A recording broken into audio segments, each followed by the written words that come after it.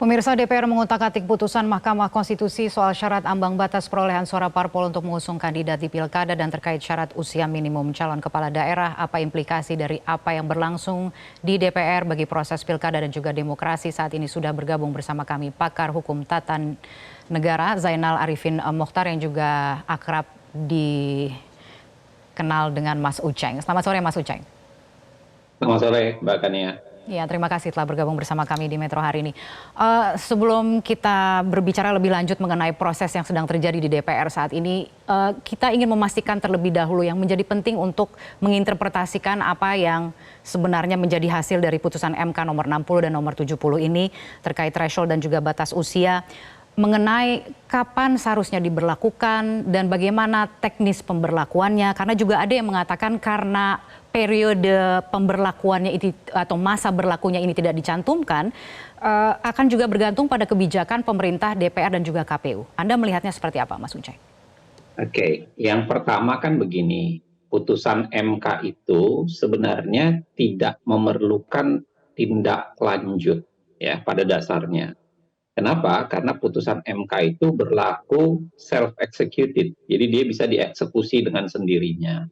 Yang kedua, harus diingat, putusan MK itu berlaku secara erga omnes. Dia mengikat semuanya. Jadi sebenarnya tanpa perlu mengutak-atik undang-undang pilkada, sebenarnya sangat mungkin diberlakukan. Tapi kalau mau perbaiki undang-undang pilkada, silahkan.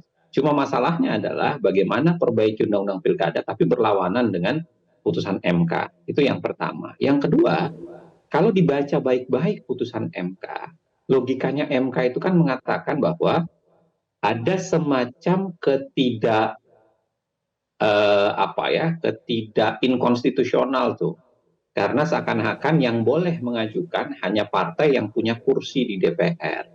Itu pun ketentuannya terlalu ribet. Yang kedua, MK seakan-akan mengatakan ada proses yang berbeda nih, kandidasi dengan model misalnya calon independen. Itu sebabnya MK kemudian, dan ini menurut saya tidak bisa diinterpretasi lain, MK mengatakan semuanya ditundukkan pada klausula yang sama. Mau partai yang punya kursi, ataupun mau partai yang tidak punya kursi, semuanya menggunakan klausula yang dihitung berdasarkan jumlah penduduk dengan angka perolehan suara persentase tertentu, 6,5 sampai sekitar 10%. Nah, saya kira tidak ada interpretasi lain. Jadi ketika DPR menginterpretasi ulang dan melahirkan itu, sebenarnya DPR sedang melakukan dua hal sekurang-kurangnya ya. Yang pertama, DPR sedang mempersulit lagi sesuatu yang sudah dilonggarkan oleh Mahkamah Konstitusi. Coba bayangkan kalau dibedakan lagi antara partai yang punya kursi dengan partai yang tidak punya kursi, dengan jumlah perolehan suara yang jauh berbeda, 20-25%, dengan 6,5 sampai 10%, itu kan menimbulkan ketidakadilan baru. Karena kemudian beda banget nih perlakuan antara partai yang punya kursi dengan partai yang tidak punya kursi. Padahal MK ingin menghapus itu. Dalam bahasa-bahasa MK mengatakan sepanjang sudah mengikuti pemilu, harusnya dia punya hak. Jadi mau mengikuti pemilu dan dapat kursi, atau mengikuti pemilu dan tidak dapat kursi, harusnya dia punya hak yang relatif sama gitu ya. Dan itu kemudian seakan-akan dipersulit dengan mengatakan membedakan lagi antara yang peroleh kursi dengan yang tidak memperoleh kursi. Yang kedua, dan ini menurut saya yang tidak kalah pentingnya, putusan MK ini kan sebenarnya menegaskan konstitusionalitas. Ya, putusan peradilan itu kan seharusnya ditaati. Mau suka atau tidak suka, ya seharusnya ditaati. Nah, apa yang terjadi kemudian, DPR malah membuat sebaliknya. Saya ingin mengatakan begini, kalau kita belajar hukum secara baik, menolak menaati putusan pengadilan yang sudah berkekuatan hukum tetap, itu sebenarnya perbuatan melawan hukum loh. Di dalam Undang-Undang 30 tahun 2014. Anda bisa bayangkan, ya, menolak putusan pengadilan yang sudah berkekuatan hukum tetap saja, itu bisa dianggap sebagai perbuatan melawan hukum kalau orang kemudian mengeluarkan keputusan atau tindakan yang berbeda dari putusan pengadilan yang sudah berkekuatan hukum tetap. Ini Oke. bayangkan putusan MK yang bukan sekedar kita maknai sebagai pengadilan biasa, tapi dia adalah pengadilan konstitusionalitas, itu kemudian dinegasikan keberadaannya Ya. oleh DPR gitu. Nah, Ya. saya kira susah kita bisa menerjemahkan lain tindak tanduk DPR ini kecuali bisa kita katakan sebagai pembangkangan terhadap konstitusi.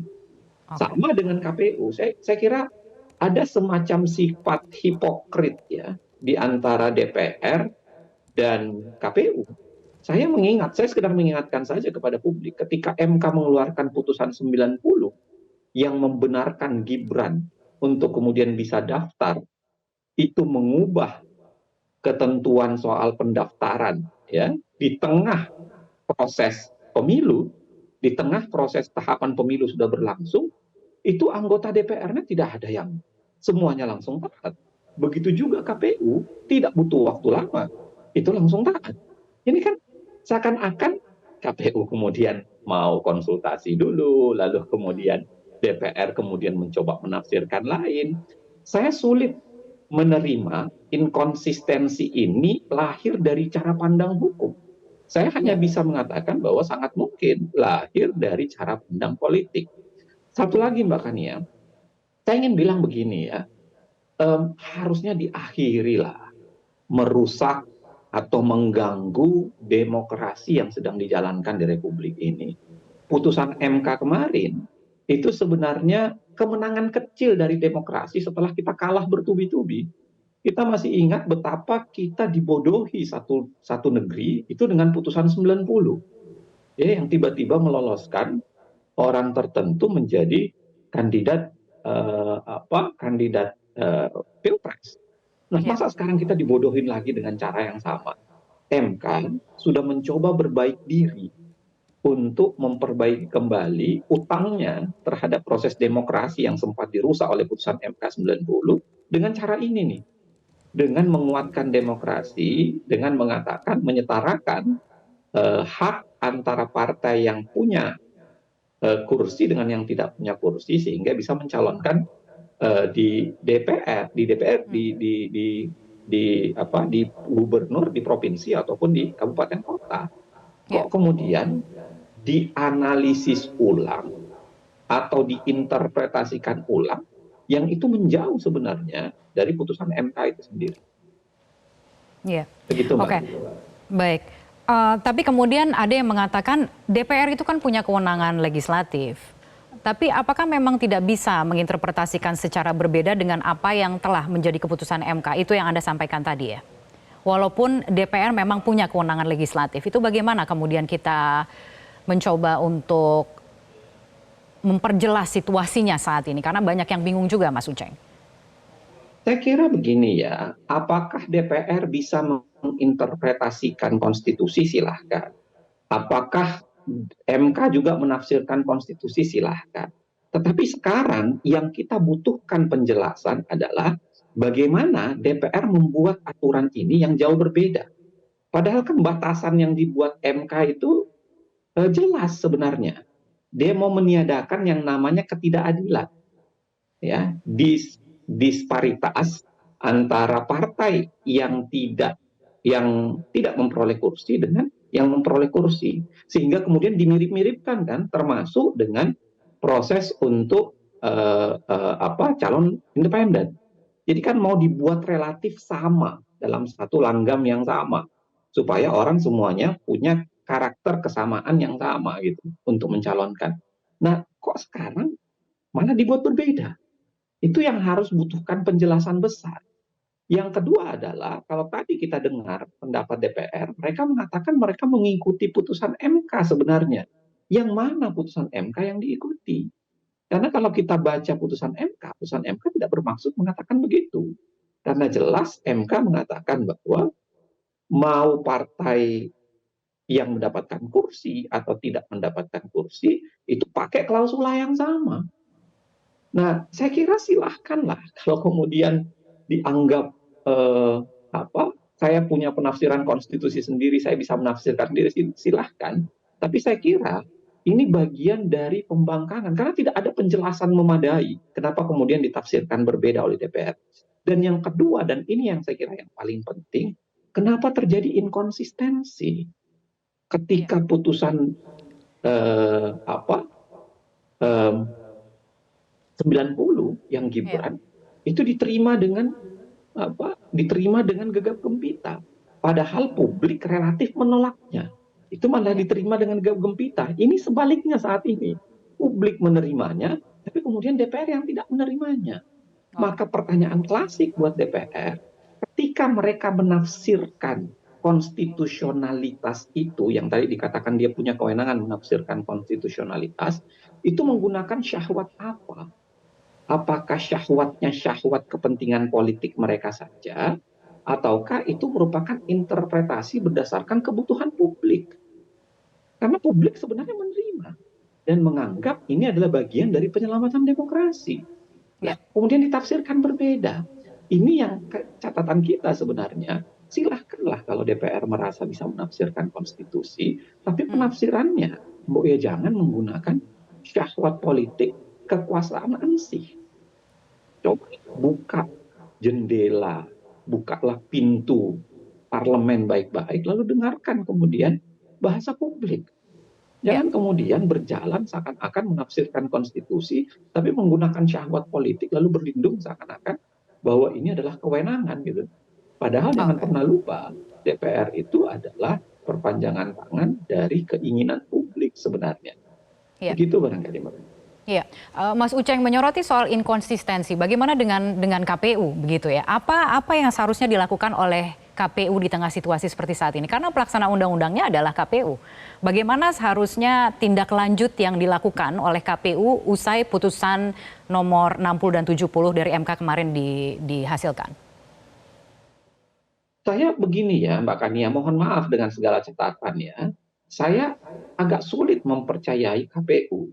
Ya, dan di tengah begitu banyak penyakit ya terhadap demokrasi yang berulang kali dilakukan.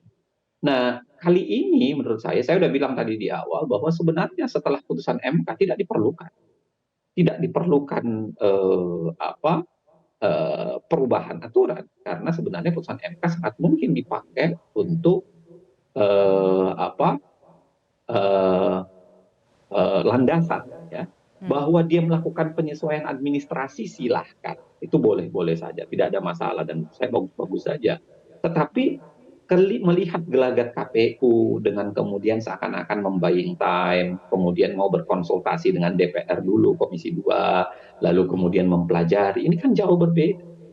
Coba dan dugaan saya jangan-jangan inilah adalah alasan untuk kemudian mau bicara dengan DPR, dan DPR sudah kelihatannya punya pemikirannya sendiri, yaitu menafsirkan ulang dan membedakan antara partai yang punya kursi dengan partai yang tidak punya kursi. Nah, saya kira saya makin khawatir ya di tengah demokrasi macam begini, seakan-akan apapun mau ditipu, apapun mau dirusak demi meluluskan apa yang diinginkan oleh partai-partai yang berkoalisi dan sedang menguasai. Ini saya rasa harus diingatkan ya bahwa inilah darurat demokrasi, darurat tata negara, darurat kepemiluan yang memang tengah terjadi di Republik ini, dan itu harus kita ingatkan dan lawan bersama.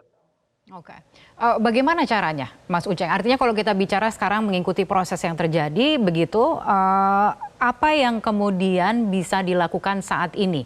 Adakah konsekuensi hukumnya ketika kemudian semua ini dipaksakan? Kalau kita melihat proses yang terjadi di DPR saat ini, apa yang sudah disepakati di Balek, kemudian dilanjutkan dengan Panja, akan ada pengambilan keputusan malam hari nanti, kemudian paripurna, ini kan semuanya arahnya sepertinya akan kembali lagi begitu ya. Artinya ini jalan mundur begitu dari apa yang kemarin sudah diputuskan melalui putusan MK 60 dan 70, artinya itu tidak akan berlaku sama sekali atau seperti apa, Mas Uceng? Iya, gelagatnya final dan binding begitu. Itu artinya apa kalau begitu? Gelagatnya begitu, jadi mencoba dihilangkan, termasuk soal usia 30 tahun semenjak penetapan atau pencalonan, itu kan mencoba dihilangkan. Kalau dalam kasus itu malah kelihatan DPR mengangkangi kan, tidak lagi melakukan penafsiran ulang terhadap konstitusi, tapi jelas-jelas mengangkangi.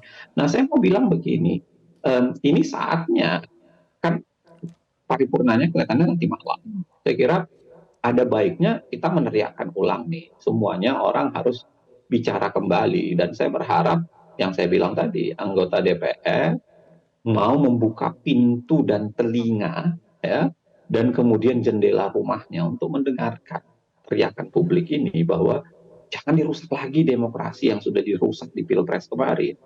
Yang kedua adalah tentu saja selain upaya-upaya ekstra non judicial, kami juga akan melakukan upaya-upaya yang bersifat judicial, ya. Oke. Saya yakin teman-teman sudah mempersiapkan diri juga untuk membawa ini kembali ke MK, lalu kemudian kalau disahkan, kemudian ya melakukan upaya-upaya pengujian misalnya. Walaupun seringkali saya khawatir, ya, dan saya ingin katakan bahwa jangan-jangan setelah undang-undang ini diubah, yang akan disasar lagi adalah perubahan undang-undang Mahkamah Konstitusi. Karena putusan MK kemarin itu lahir dari sebuah konstelasi yang agak menarik, ya.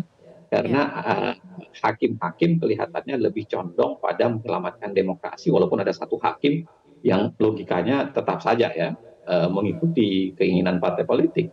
Tapi saya kira konstelasi ini berbahaya kalau undang-undang MK diubah dan bisa-bisa mengancam atau kemudian menghilangkan beberapa hakim dan mengubah konstelasi lagi. Itu yang saya khawatirkan. Tapi apapun itu saya kira tetap harus dibawa ke pengujian di MK lagi. Tapi yang ketiga, saya ingin mengatakan bahwa publik punya hak untuk bersuara secara panjang dan lebar.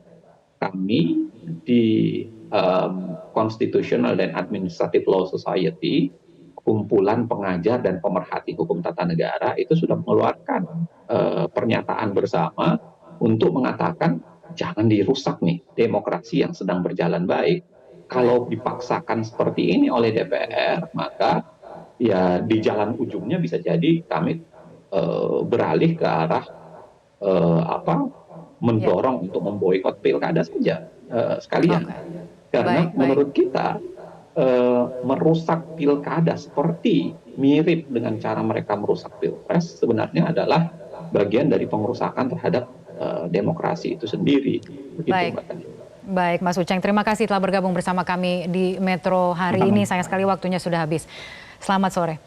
Jelajahi cara baru mendapatkan informasi. Download Metro TV Extend sekarang.